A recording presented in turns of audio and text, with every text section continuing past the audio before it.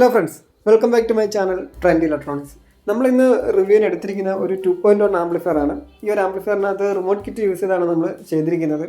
ഈ ആംപ്ലിഫയറിൻ്റെ ചാനലായിട്ട് 100+100 240 what sub കിട്ടത്തക്ക രീതിയിലാണ് നമ്മൾ ചെയ്തിരിക്കുന്നത്. സ്ഥിരം യൂസ് ചെയ്യുന്ന ക്യാബിനറ്റ് അല്ല നമ്മൾ ഇതിൽ യൂസ് ചെയ്തിരിക്കുന്നത്. ഇതിൽ സാംകോണിൻ്റെ ഹൈറ്റ് കുറഞ്ഞ ക്യാബിനറ്റാണ് ഉപയോഗിച്ചിരിക്കുന്നത്. അതും കസ്റ്റമറുടെ സജഷൻ പ്രകാരമാണ് നമ്മൾ ആ ഒരു ക്യാബിനറ്റ് തന്നെ സെലക്ട് ചെയ്തിരിക്കുന്നത്. ഇനി ഫ്രണ്ട് പാനലിൻ്റെ ഡീറ്റെയിൽ നോക്കാനാണെങ്കിൽ നമ്മൾ സ്ഥിരം ചെയ്യുന്ന അതേ മെത്തേഡ് തന്നെ ഗ്ലോസി മാറ്റിൻ്റെ ഫിനിഷ് തന്നെ ഇതിൽ നമ്മൾ ചെയ്തിരിക്കുന്നത്. പിന്നീട് ഫ്രണ്ട് പാനലിൽ എന്തൊക്കെ കൺട്രോൾസ് വരുന്നുണ്ടെന്നുള്ള ഡീറ്റെയിലോട്ട് കിടക്കാം, അല്ലെങ്കിൽ എന്തൊക്കെ സാധനങ്ങൾ വെച്ചിട്ടുണ്ടെന്നുണ്ട്. റിമോട്ട് കിറ്റ് ആയതുകൊണ്ട് തന്നെ എൻകോഡറാണ് നമ്മൾ ഉപയോഗിച്ചിരിക്കുന്നത്. അത് വലിയ കൺട്രോൾ കൊടുത്ത് അതിൻ്റെ തൊട്ട് താഴെയായിട്ട് പവർ സ്വിച്ച് നമ്മൾ കൊടുത്തിട്ടുണ്ട്. പിന്നീട് വലിയ ഡിസ്പ്ലേ നല്ല രീതിയിൽ അട്രാക്റ്റ് ചെയ്യത്തക്ക രീതിയിൽ നമ്മളത് അറേഞ്ച് ചെയ്തിട്ടുണ്ട്. പിന്നീട് പഴയ മോഡൽ ഒരു വ്യൂ മീറ്ററാണ്, SMD റൗണ്ട് ടൈപ്പ് അല്ല, സ്ക്വയർ ടൈപ്പ് വരുന്ന ഒരു വ്യൂ മീറ്റർ. പിന്നീട് വലിയൊരു കൺട്രോൾ കൊടുത്തിരിക്കുന്നത് സബ് വൂഫറിന് വേണ്ടി തൊട്ട് താഴെയായിട്ട് USB സോക്കറ്റാണ് നമ്മൾ ഇതിനകത്ത് അറേഞ്ച് ചെയ്തിരിക്കുന്നത്. പിന്നെ ഒരു മോഡൽ നമ്പർ നമ്മൾ കൊടുത്തിട്ടുണ്ട്. ഇത്ര കാര്യങ്ങളാണ് നമ്മൾ ഈ ഒരു ആംപ്ലിഫയറിൻ്റെ ഫ്രണ്ട് പാനലിൽ നമ്മൾ കൊടുത്തിരിക്കുന്നത്. വളരെയധികം ഡിസൈനും കാര്യങ്ങളൊക്കെ ചുരുക്കി സിമ്പിളായിട്ടുള്ളൊരു ഡിസൈനാണ് ചെയ്തിരിക്കുന്നത്. അത്യാവശ്യം കാണാൻ ഒരു സ്റ്റാൻഡേർഡ് കിട്ടത്തക്ക രീതിയിൽ. അതുകൊണ്ട് തന്നെയാണ് നമ്മൾ ആ LED ലൈറ്റിൻ്റെ കളർ ചേഞ്ച് ചെയ്തിട്ട് നമ്മൾ വൈറ്റ് കളറ് നമ്മൾ ഇതിനകത്ത് വേണ്ടി സെലക്ട് ചെയ്തത്. അതും വലിയ ബ്രൈറ്റ്നസ് കിട്ടാത്ത രീതിയിൽ അത്യാവശ്യം സ്റ്റാൻഡേർഡ് ലുക്ക് തോന്നത്തക്ക രീതിയിലാണ് നമ്മൾ ഇതിൻ്റെ ഫ്രണ്ട് പാനൽ ചെയ്തിരിക്കുന്നത്.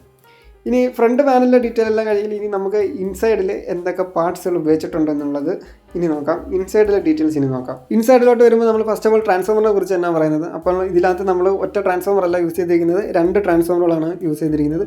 ഒരെണ്ണം 27-0-27 5 ആംപിയറിൻ്റെ ഒരു ടാപ്പിംഗ് വരുന്ന ഒരു ട്രാൻസ്ഫോമറും, മറ്റേത് 30-0-30 5 ആംപിയർ കിട്ടത്തക്ക രീതിയിലും. ഇത് രണ്ടും നമ്മൾ മേടിച്ച ട്രാൻസ്ഫോമറുകളാണ്.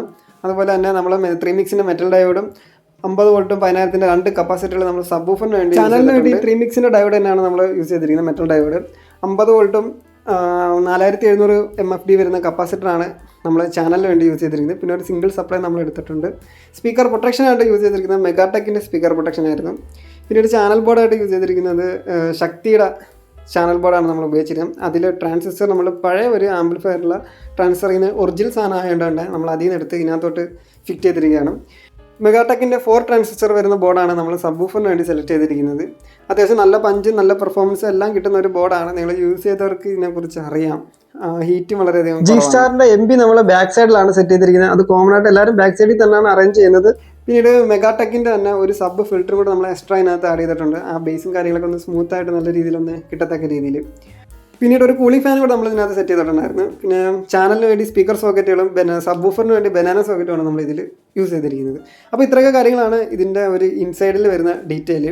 ഫ്രണ്ട്സ്, അപ്പോൾ ഇൻസൈഡിലെയും ഔട്ട്സൈഡിലെയും ഡീറ്റെയിൽ എല്ലാം കണ്ടു. ലുക്ക് മാത്രം പോരല്ലോ, നമുക്കിനി വർക്കും കൂടെ എങ്ങനെയാണെന്നുള്ളത് കൂടെ അറിയണ്ടേ. അതിനുവേണ്ടി ഞാൻ ഒരു ടെസ്റ്റിംഗ് വീഡിയോ കൂടെ ഇതിലൂടെ ഉൾപ്പെടുത്താം. അതിൻ്റെ പെർഫോമൻസ് കൂടെ നിങ്ങളുടെ ഹെഡ്ഫോൺ വെച്ചിട്ടൊന്ന് കേട്ടാൽ ഏകദേശം ധാരണയെങ്കിലും നിങ്ങൾക്ക് ഐഡിയ കിട്ടും. പിന്നീട് ഈ ഒരു ആംപ്ലിഫയർ വർക്ക് ചെയ്യിപ്പിക്കുന്നത് അതിൻ്റെ കസ്റ്റമറിൻ്റെ സ്പീക്കേഴ്സിൽ തന്നെയാണ്. സബ് വൂഫർ മാത്രമേ ഉള്ളൂ നമ്മളതിൽ കണക്ട് ചെയ്തിരിക്കുന്നത്.